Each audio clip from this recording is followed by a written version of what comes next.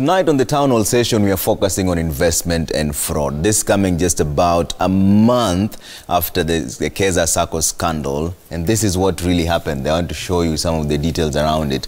It had 78,000 members, drawn its membership from employees of an entity known as Gakuyo Real Estate. But that list extended. It went way beyond that. Let me show you more details there.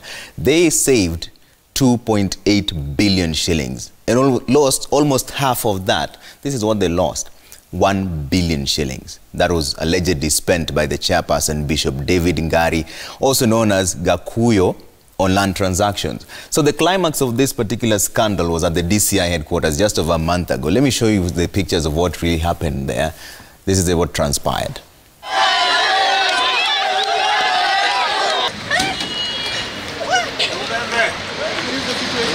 So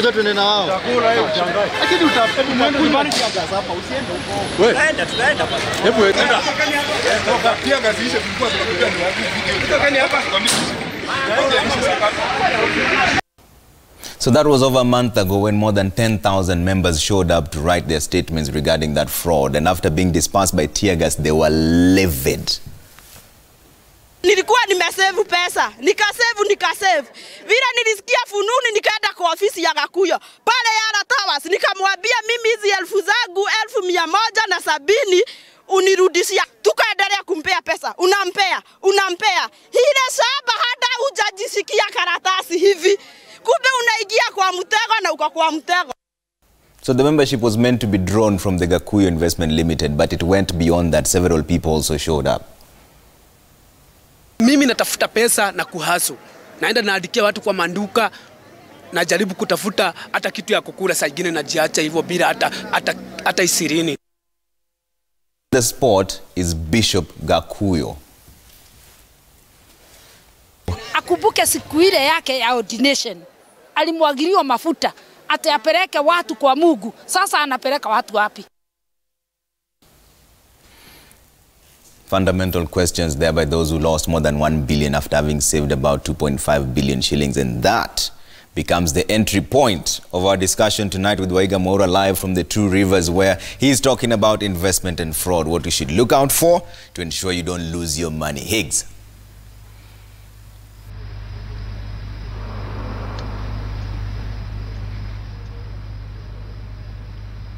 Well, thank you, Trevor, for helping capture the frustrations of investors when it comes to matters SACCOs. And that's what we're getting into the discussion right now into All About. And we are live for you from the Two Rivers Mall. And on stage with me, my panel here is composed of regulators. Let me introduce them to you and just get some of their perspective as well. I'll start from my far right there, where we have Peter Njuguna, Head of Supervision with SASRA. Welcome to the program, Mr. Njuguna. Thank you. Right next to him is Geoffrey Jangombe, who's the Senior Deputy Commissioner, Cooperatives in charge of registration and regulation. Welcome to the program. Thank you. And last but not least is Masin Jeru, the Advocacy Manager, Kenya Union of Savings and Credit Cooperatives Union, also known as Cusco Limited. Welcome as well. Thank you very much. All right, and of course you can talk to us. The hashtag is Monday Report. 2242 is our SMS line, and we will periodically be looking at your feedback. Mashrima Kapombe and I are here at the town hall. But let me immediately engage my guests. First things first, I want to refer each of you to an article in the paper this morning, the Daily Nation, reporting that yet another SACCO is on shaky ground, struggling under risky loans, and they have had to borrow actually quite a bit to be able to continue to operate. My question is, and you know, any of you can start this off, how are SACCOs opened? What's the registration process like, registered and monitored? Because it's important for us to understand that, for us to then see where are we getting all this worrying information. And maybe Peter, I could start with you on this one. Yeah, thank you, viewers. SACCOs, as the name suggests, savings and credit cooperatives, are registered at the instigation of the members. They come together.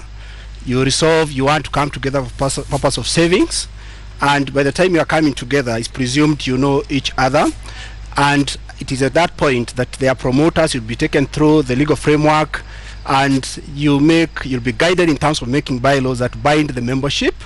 And you know, that means you know each other, what you call common bond, or there is a certain shared either occupation, business, geographical. You come together, and it's at that point then through the bylaws you will be guided in terms of promotion. Then through the bylaws, which is a major constitution, guided by the Corporate Societies Act, then that is what you lodge, and you have to demonstrate the viability of that cooperative. Okay. What is the source of your savings, and credit is obvious, demand is always there. So the critical thing is how will you be savings, how mobilize your savings, and then credit. Now from there, once you get registered, then you are issued with a certificate and you are good to go. You start your operations. You start your operations. Let me see if Marcy wants to add anything to that. Is there anything he's missed out in that whole process? Yeah, thank you, viewers.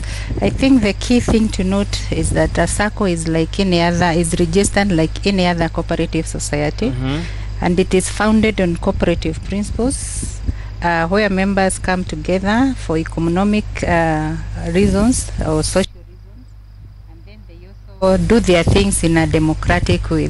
So we have the cooperative principles that guide them. We also have values, and that is where now the members of the group will identify the common needs, and then after that they'll have now to decide how far we want to stretch, and then they'll decide which activity. So in this case, for a SACCO, you decide you want to do savings and credit, and the bottom line is that you start by savings, then you go on to the next level of So it is savings first before credit. Yes. Okay, let me bring in now Mr. Jangombe, who's a Senior Deputy Commissioner, Cooperatives in charge of registration and regulation, which is under the Ministry of Trade, Industry and Cooperatives. So this is, now we're talking about government.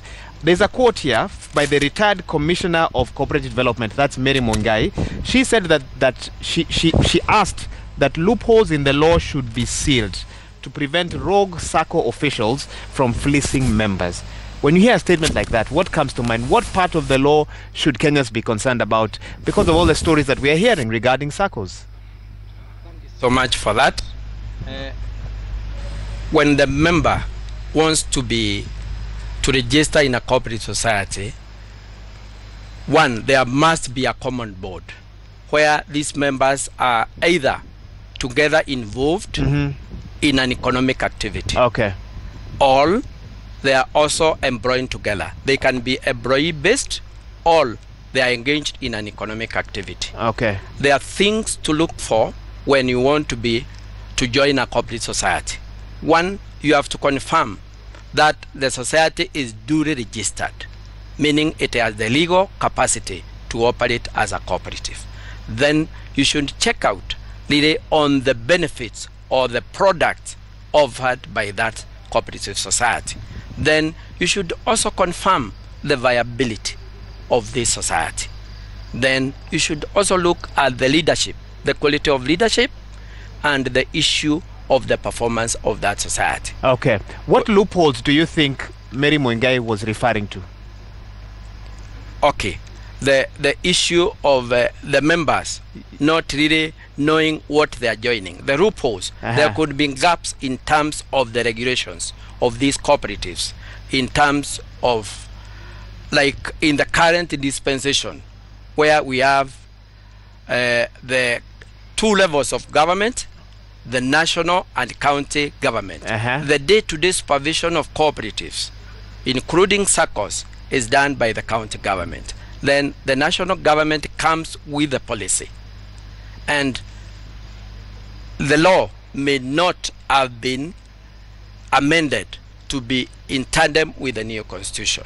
Okay. Now, when it comes to SACCOs and cooperatives, it's self-regulation, meaning the member should be really educated on what to expect in a cooperative, and that the biggest organ, the main organ, the governing is the membership through the AGM. Okay. Then the leadership really just guide the societies. So the law may not have captured the rights of a member and how they should really enforce. You may find loopholes on how to know which society is operating properly. I have so many questions about some of the statements you've made, but I believe the questions are for the audience, which I want to hand over at this time. But also the whole issue of 23,000, at least 23,000 registered SACCOs, possibly only 4,500 were audited in 2017. What happens to all the others? We'll come back to talk a bit about that. But I believe Mashrima Kapombe is on standby with lots of questions from the audience. Mashrima. Na Mwahiga, maswali ni mengi lakini nataka kuanza na jambo ambalo limetajwa hapo na mgeni wako mmoja, na nadhani Peter ametaja swala kuhusiana na sheria ambazo zinaangaziwa wakati ambapo chama cha ushirika kinapoundwa. Rebecca Cairo alikuwa na swali linalofungamana na mambo haya. Simama tafadhali. Okay, my question goes to the head of supervision, Mr. Peter Njuguna. Okay, like 2018 bylaws, did you involve the members, like when formulating them?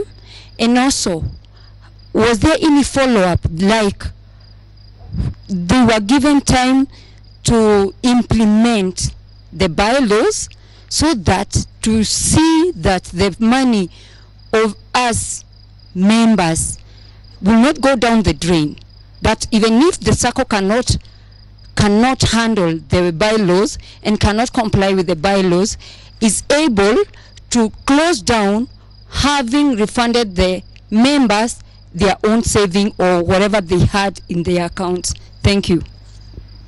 Peter. Asante sana. Thank you very much for that question. One, in terms of regulation, there is Corporate Societies Act, which registers and governs how you elect your leaders, how members should provide oversight in terms of AGMs. Then there is a SACCO Societies Act, which creates a SACCO Societies Regulatory Authority. So there are different levels.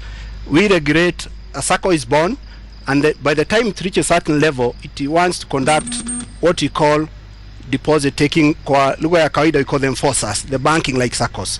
That's where we come to license them. Now, these laws, so you don't deal with all SACCOs? We don't deal with all SACCOs. Okay. Now, but the question that was asked is like this. The bylaws are the members who come with them and approve them. Now, for us is to ensure that the decisions you make are in line with your bylaws, which must also be compliant with the law. Now, when you save in a deposit-taking SACCO, for us is to make sure that, one, the products that they are giving to you are viable. For example, you are not told a SACCO, you will join, you'll be paid 5% per month, 10% per month. There is no way that's going to fly in Kenya. We know. Where will you be investing that money? So we ensure that whatever is being promised to you, whatever you members decide as members, is viable within the reality of the business reality, economic environment, to make sure that whatever products, even how they are being priced, they are within what you'd expect a normal SACCOs to operate. Now, we make sure that the deposits are applied for the benefit of members, because you are a savings and credit. You don't go investing in any manner of business. That's our job, to regulate how your savings are spent, are applied, because they must be applied as per your bylaws. Okay. I think amepata jibu hapo kidogo. Simon Kagoni naye kutoka chama cha ushirika cha Ekeza ana swali, lakini kidogo atakuwa anatueleza tu experience yake na SACCO hiyo. My name is Simon Kagoni, and I'm a member of Ekeza SACCO. My experience with the Ekeza SACCO, for the time that I have been there, I didn't experience that there was a problem, but thereafter I have seen the problem arising.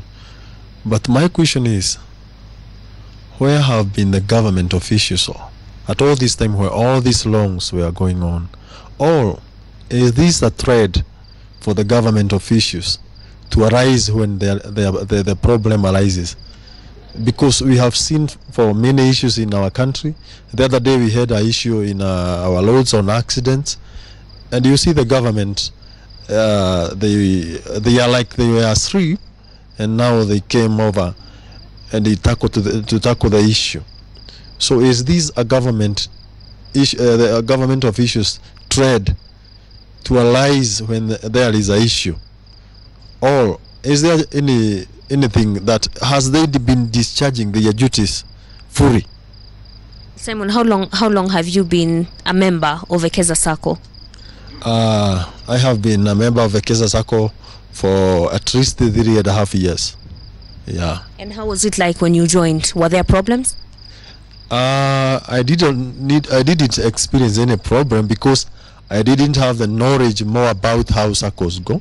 So I had just a SACCO, and I had it works well, so I joined. I didn't experience any problem there.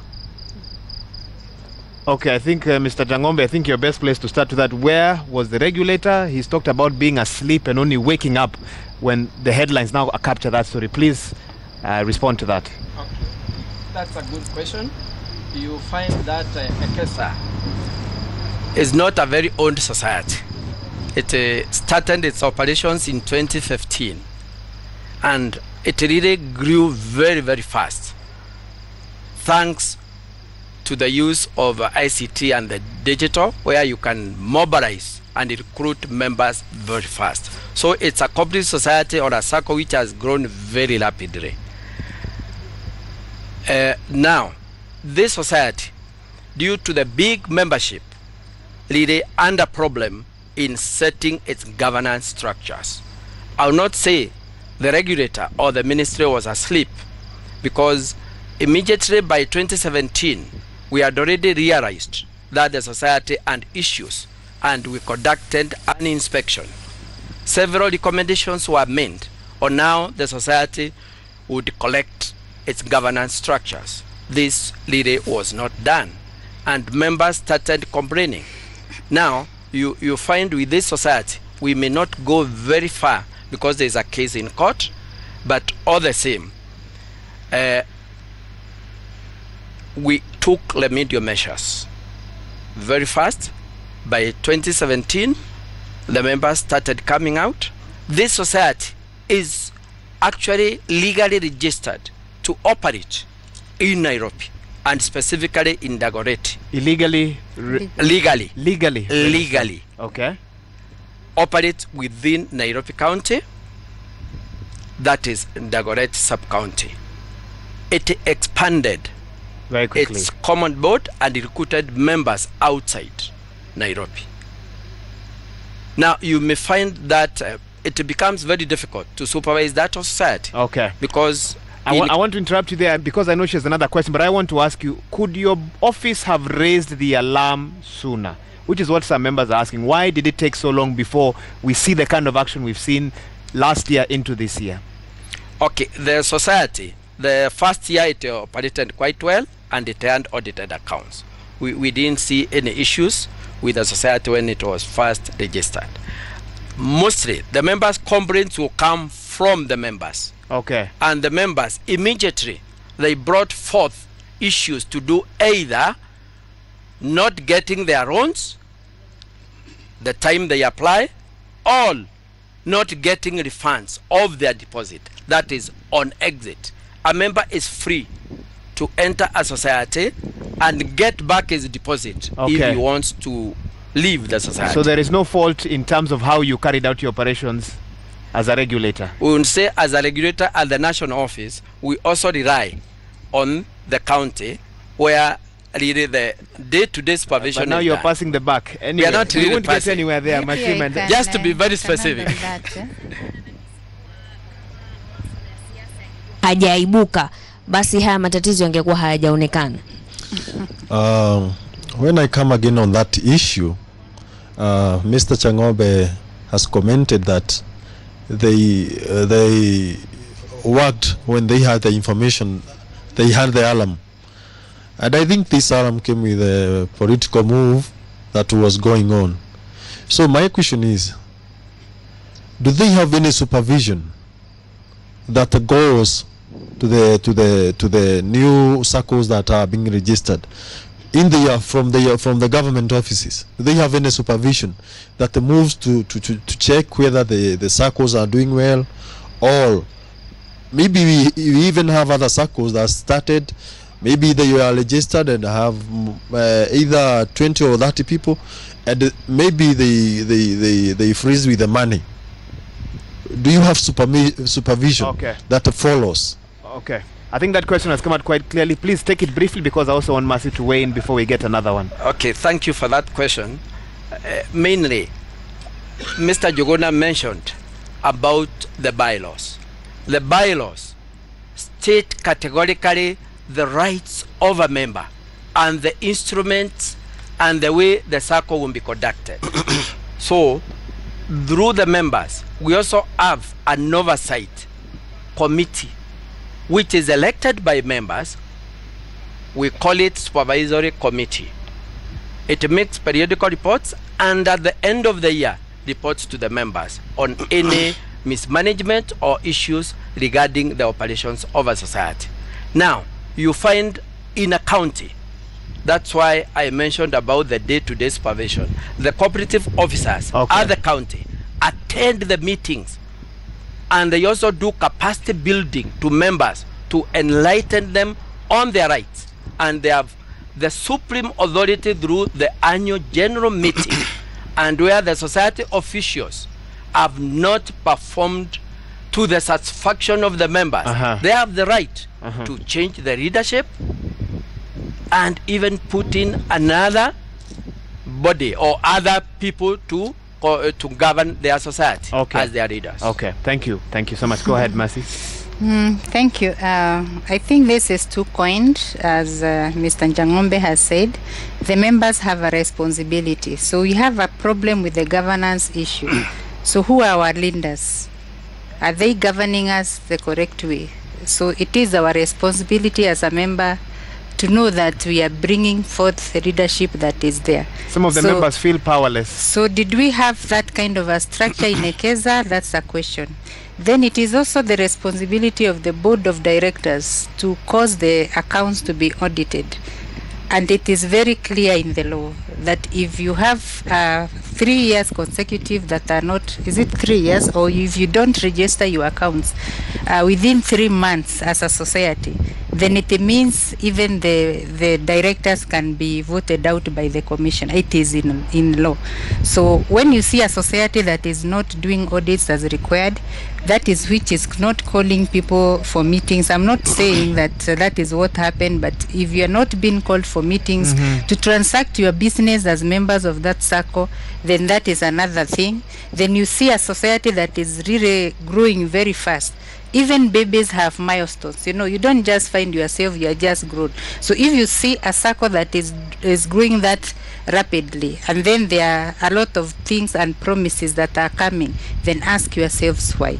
So then that's the a sign issue, someone should look out for. Yes, and then the commingling of activities. We have investments and the circle. You cannot really say draw the line where it is.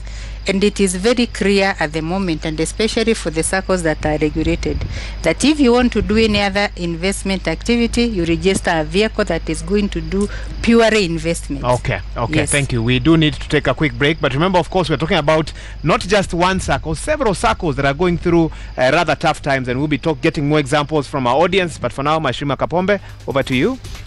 Na Mwihiga, sio Ekeza Sako peke yake ambayo imewakilishwa hapa. Kuna Angaza, kuna Manchester, kuna nyingine nyingi. Watakuwa tu wanatueleza tu jinsi sako zao zinavyofanya kazi na yale masuala ambayo wanahisi lazima yazingatiwe na wasimamizi. Tukirejea.